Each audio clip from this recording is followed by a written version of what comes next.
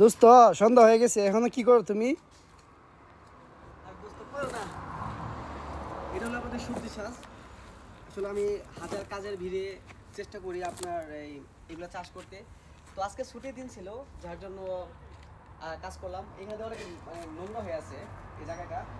তো চেষ্টা করতেছি এই জায়গাটা একটু পরিষ্কার করে। এখানে আপনার হচ্ছে বাংলাদেশে যে ডুমরা গাছ আছে না, ডুমরা, এই ডুমরা চাষ করতে। তো তার জন্য আজকে এখানে করা। আর অনেকে বলছেন আমার পুরো সবজি বাগানটা দেখবেন, যে নাহিদ ভাই আপনার সবজি বাগানটা পুরোটা আমাকে দেখান। তো আজকে দেখাচ্ছি আপনাকে বাগানটা। বলে দেখাও পুরো বাগানটা আর কি।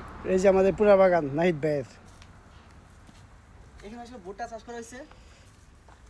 আর এখানে হচ্ছে এটা আপনার হচ্ছে যে ভুট্টা। লুবোলা গাছ বলে, যেটা বাংলাদেশের লুবোলা গাছ, এই গাছগুলা। এখানে হচ্ছে সবজি বাগান। এটা হচ্ছে সম্পূর্ণ, এটা আমাদের বাসার পাশের জায়গাটা আর কি। তো জায়গাটা অনেক ময়লা ছিল, আবর্জনা ছিল।